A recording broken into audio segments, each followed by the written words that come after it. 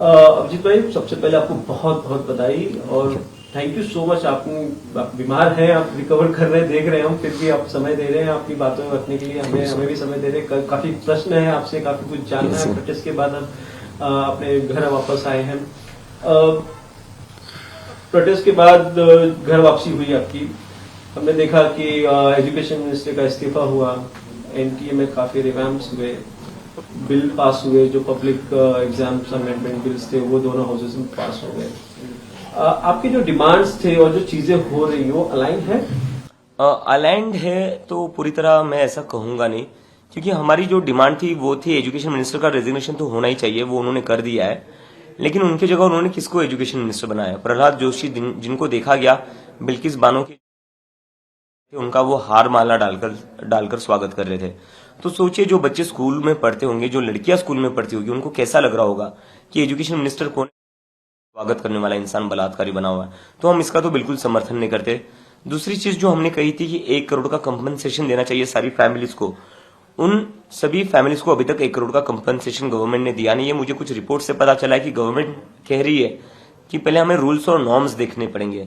तो मुझे समझ नहीं आता कि जहां पर आपको सरकार गिरानी होती है वहां पर रातों रात सरकार गिरा देते हो। जहां पर आपको एमपी एमएलए खरीदने होते हैं वहां आप रातों रात करोड़ों सैकड़ों करोड़ों रुपए फेंक कर एमपी एमएलए खरीद लेते हो। वहां पर आपको कोई रूल्स और नॉर्म्स दिखते नहीं है। लेकिन जहां पर पीड़ित परिवारों को कंपनसेशन देने की बात आती है और 1 करोड़ का कंपनसेशन है, वहां पर आपको सारे रूल्स और नॉर्म्स याद आ रहे। इसका मतलब आपकी नीयत सही नहीं है। तो मुझे लगता है कि ये ऐसे बहाने ना बनाए। 1 करोड़ का कंपनसेशन सारी उन फैमिलीज को दे दे जिनके बच्चे, क्योंकि वो फैमिलीज जो है वो कर्जे में डूबी हुई है। तो ये जो डिमांड्स आपने दी थी उसके लिए डेडलाइंस कुछ सरकार से कुछ डिस्कस हुई थी? सरकार से हम चाहते हैं कि जितना जल्दी हो सके उतना जल्दी करे। अगर वो नहीं करते तो हमें फिर से आंदोलन पर बैठना पड़ेगा, क्योंकि जब तक ये सारी डिमांड्स मीट नहीं होती है हम लोग पीछे नहीं हटेंगे। तो आंदोलन का स्वरूप क्या होगा अगर वापस से आप बैठते हैं? वापस से धरना दे देंगे। आपने एजुकेशन मिनिस्टर की बात की, नए एजुकेशन मिनिस्टर की, तो इस सरकार में कोई लगता है जो एजुकेशन मिनिस्ट्री फिलहाल ले सकते हैं आपके हिसाब से? दिक्कत वही है कि मैंने जब वो वीडियो देखा जहां पर प्रहलाद जोशी का स्वागत करते हैं हारमाला डालकर, तो मेरे मन में भी आया इन लोगों के पास दूसरे लोग ही नहीं है। सारे इनके अंदर ऐसे ही भरे हुए, गुंडे ही भरे हुए, या स्वागत करने वाले, सम्मान करने वाले ही भरे हुए। तो ये कहीं ना कहीं इन लोगों के साथ दिक्कत है, इनके पास ज्यादा अच्छे पढ़े लिखे लोग नहीं है। क्या प्रधानमंत्री कर सकते हैं वो डिपार्टमेंट अपने पास खुद? प्रधानमंत्री के पास जो डिपार्टमेंट है कुछ 1-2 वो तो ठीक से चला ले। वो पहले प्रधानमंत्री को उसके लिए देश में रहना पड़ेगा, प्रधानमंत्री को खुद स्कूलों में घूमना पड़ेगा। उनके पास उतना समय है जब वो अपना आधा टाइम तो विदेश में बिताते हैं। अभिजीत जी, आपसे ये भी समझना चाहेंगे कि जो कुछ हुआ, क्योंकि आपका प्रोटेस्ट में वाहवाही तो काफी हुई, जाहिर सी बात है कि एक मंत्री को इस्तीफा देना पड़ा, कैबिनेट मंत्री को। लेकिन कुछ गलत कारणों से भी प्रोटेस्ट काफी चर्चा में रहा। गलत कारण वो भी डिबेटेबल, जैसे मंत्रियों को या फिर प्रधानमंत्रियों को गालियां देना, या फिर असामाजिक तत्वों का उसमें आ जाना, पुलिस की तरफ से लाठियां भाजना, स्टूडेंट्स को पीटना, इन सब चीजों पे आप क्या राय रख रहे हैं, क्या कह रहे हैं? मैंने तो इसमें पहले दिन से मैं कहता आ रहा था, जब से हमारा आंदोलन स्टार्ट हुआ था, कि इस आंदोलन में बाहर से कुछ लोग भेजे जाएंगे, कुछ गुंडे भेजे जाएंगे जो जानबूझकर ऐसी हरकत करेंगे जिससे प्रोटेस्ट में डिस्टर्बेंस क्रिएट हो, जो जानबूझकर ऐसी कोशिश करेंगे कि प्रोटेस्ट बदनाम हो जाए। फिर उन गुंडों की की हुई हरकतों को इस्तेमाल करके जो आरोप जो है वो सीजेपी के लोगों के ऊपर लगाया जाएगा। अगर इस प्रोटेस्ट में अगर हमें ऐसा ही कुछ करना होता तो हम 1 महीना बैठे हुए थे, हम 1 महीने में नहीं कर पाते। ये हमने किया नहीं कहीं पर, क्योंकि हम पूरे शांतिपूर्ण लोग हैं, संविधान के रास्ते पर चलने वाले लोग हैं, डॉक्टर बाबा साहेब और महात्मा गांधी के रास्ते पर चलने वाले लोग हैं। ये बाहर से भेजे गए हुए गुंडे थे जिन्होंने ये हरकत करी है, और इन गुंडों की प्लानिंग दिल्ली पुलिस के साथ हो रखी थी। क्योंकि जिस प्रोटेस्ट साइट पर मुझे बिना चेकिंग के पुलिस जाने नहीं दे रही थी, वहां पर पुलिस अब बता रही कि 2100 क्रिमिनल्स खुलेआम घूम रहे थे। तो ये 2100 जो क्रिमिनल्स है वो खुलेआम कैसे घूम रहे थे? पहली बात, किसकी गलती है, किसने इन्हें खुला छोड़ा? दूसरी बात, जंतर मंतर पर जहां पर मेरी बिना चेकिंग के एंट्री नहीं होती थी, वहां पर ये 2100 क्रिमिनल्स बिना चेकिंग के कैसे आए? एएनआई की टीम आती थी, एएनआई की टीम के भी इक्विपमेंट्स चेक होते थे, उनकी टीम की भी चेकिंग होती थी। तो पुलिस ने इन क्रिमिनल्स को बिना चेकिंग के अंदर कैसे आने दिया, या चेकिंग के साथ अंदर आने दिया और बोला कि आप लोग जाओ अंदर माहौल खराब कर लो? तो इसमें पुलिस पर भी बहुत बड़ा प्रश्न चिन्ह है, जिसके उन्हें जवाब देने पड़ेंगे। तो बड़ा सवाल खड़ा कर रहे हैं आप दिल्ली पुलिस पर? मैं सवाल नहीं खड़ा कर रहा हूं, मैं बता रहा हूं 19 की रात को दिल्ली पुलिस ने पत्थरों से भरा ट्रक जंतर मंतर के पीछे लगा रखा था, स्टेज के पीछे। अब पत्थरों से भरा ट्रक खड़ा करने का रीजन क्या है? उस ट्रक के बगल में दिल्ली पुलिस ऑलरेडी एक डैमेज्ड वैन खड़ी कर देती है। क्या रीजन है? आप मार्च के पहले 20 जुलाई को हमारा मार्च होना था, उसके ठीक पहले रात को आप एक पत्थरों से भरा ट्रक वहां पार्क करते हो, दिल्ली पुलिस के लोग, और एक टूटी हुई वैन खड़ी करते हो, और अगले दिन न्यूज क्या आती है? पथराव हुआ, गाड़ी तोड़ी गई, जिसकी प्लानिंग दिल्ली पुलिस ने पहले से ही करके रखी थी। और जब मैंने ये वीडियो सुबह 20 जुलाई को सुबह 5:30 बजे ये वीडियो ट्वीट करा था पत्थरों से भरा ट्रक का, तो दिल्ली पुलिस ने जैसे ये ट्वीट देखा मेरा, दिल्ली पुलिस ने हमारे टीम मेंबर्स को बुलाया और कहा कि अभिजीत ऐसे वीडियोस क्यों ट्वीट कर रहा है? ये ट्रक तो एमसीडी का है, ये तो मतलब जो कंस्ट्रक्शन जो चल रहा है उसका जो बचा कुचा डेबरी है वो ट्रक में वो है, पत्थर कहां पर है? तो जिस ट्रक को पुलिस वाले एमसीडी कह रहे थे, अभी रिपोर्ट आ रही है कि वो ट्रक तो हिट एंड रन में पकड़ा गया है। तो पुलिस कहीं ना कहीं झूठ बोल रही है, और पुलिस ने पूरी प्लानिंग के साथ वहां पर पत्थर लाए, पूरी प्लानिंग के साथ टूटी हुई गाड़ी लाई, पूरी प्लानिंग के साथ उनने बाहर से जो गुंडे आए उनकी मदद की, कैसे इस आंदोलन को खराब किया जा सकता है। वेस्ट बंगाल से एक दहशतगर्द भी पकड़ा गया है, जेएम का ऑपरेटिव बताया जा रहा है, और वो भी कोशिश में था कि इस प्रोटेस्ट में घुसे। तो ये इंटेलिजेंस का और पुलिस का फेलियर बनते हैं। ये पूरा उनका ही तो फेलियर, ये ऐसा कैसे हो सकता है? होम मिनिस्टर अमित शाह के रहते हुए ऐसा कैसे हो सकता है?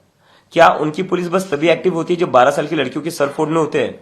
क्या उनकी पुलिस और इंटेलिजेंस, आरएएफ, सीआरपीएफ तभी एक्टिव हो सकती है जब लड़कियों के कपड़े फाड़कर उनको पीटना, उनके प्राइवेट पार्ट्स पर लाठियां चलानी है?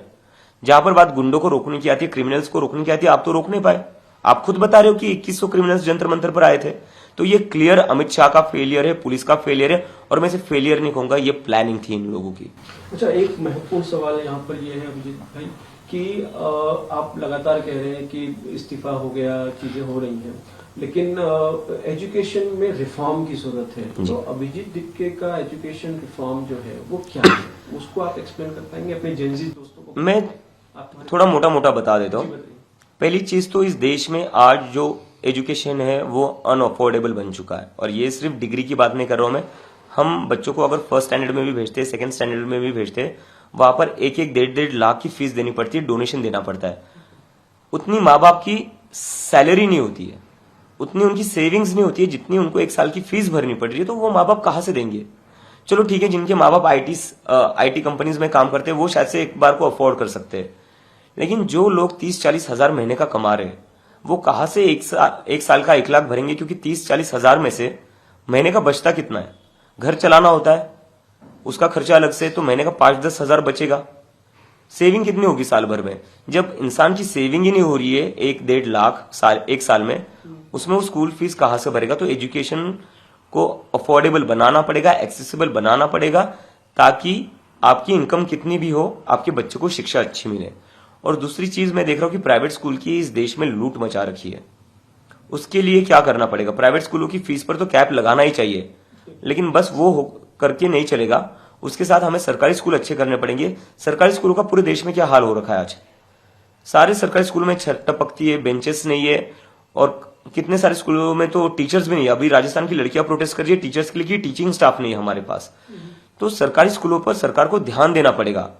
जैसे हर राज्य में, हर डिस्ट्रिक्ट में इन्होंने नोटबंदी के बाद बड़े बड़े हेडक्वार्टर बना दिए, वैसे क्या ये बड़े बड़े सरकारी स्कूल नहीं बना सकते थे? सरकारी स्कूलों पर फोकस करना पड़ेगा, अपने हेडक्वार्टर सब बाद में बना लेना। देश का भविष्य सरकारी स्कूलों से आगे बढ़ेगा। और रिजर्वेशन पर मुझे ऐसा लगता है, रिजर्वेशन अगर किसी अंडर प्रिविलेज बच्चे को शिक्षा मिल रही है तो उसमें गलत क्या है? शिक्षा ज्यादा से ज्यादा लोगों को कैसे मिले, और जो लोग शिक्षा अफोर्ड नहीं कर सकते वो लोगों को शिक्षा कैसे मिले, यही तो हमारा प्रयत्न होना चाहिए ना। कोई गाड़ी बंगला तो नहीं मांग रहे वो लोग, कोई गाड़ी बंगला तो नहीं दे रहे हम शिक्षा ही दे रहे, जिससे वो बच्चा, उसका परिवार, वो समाज अपलिफ्ट होगा। उसमें कहीं पर भी कोई गलती नहीं है। और हम ये क्यों बोलते हैं कि रिजर्वेशन से सीट कम हो रही है? सरकार से बोलो ना सीटें बढ़ाए, सरकार से बोलो ना और कॉलेज बनाए, सरकार से बोलो ना और स्कूल बनाए। और जैसे रिजर्वेशन के अगेंस्ट लोग बोलते हैं, मैनेजमेंट कोटा के अगेंस्ट क्यों नहीं बोलते? मैनेजमेंट कोटा के ऊपर क्यों नहीं बोलते? मैनेजमेंट कोटा हर कॉलेज में होता है, जहां पर पैसे देकर एडमिशन लिया जाता है, उसके खिलाफ कोई क्यों नहीं बोलता? वहां पर भी तो हक मारा जा रहा है। लेकिन जहां पर गरीबों को शिक्षा मिल रही है उससे किसी को दिक्कत नहीं होनी चाहिए। बहुत अच्छे विचार है इस पे। मैं आपको थोड़ा पॉलिटिकल की तरफ लेके चलता हूँ। अभिजीत जी, आप आपने बताया कि आप एक प्रेशर ग्रुप बन के ही रहना चाहते हैं, तो क्या इसका मतलब ये समझे कि आने वाले दिनों में, क्योंकि ये पास्ट में देखा है हमने कि किस तरह आंदोलन करने वाले पॉलिटिशियंस बन गए, पार्टियां बना दी, तो क्या सीजेपी का फ्यूचर क्या है? नहीं, अभी हमारा वैसा कोई ये इंटेंशन नहीं है, क्योंकि इस देश में अभी पॉलिटिक्स का क्या हाल हो रखा है आपने देख ही रखा है। पार्टियां तोड़ी जा रही है ईडी सीबीआई भेजकर, इलेक्शन हो रहे थे, इलेक्शंस में वोट्स डिलीट किए जा रहे हैं।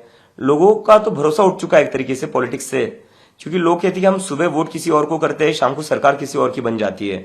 हम एमपी एमएलए किसी एक पार्टी का चुनते हैं, शाम को वो किसी और पार्टी में होता है। तो जब इस तरह का माहौल है पूरे देश में, तो जहां पर पूरा पॉलिटिक्स से भरोसा उठ चुका है, वहां पर पॉलिटिकल पार्टी बनाकर करेंगे क्या?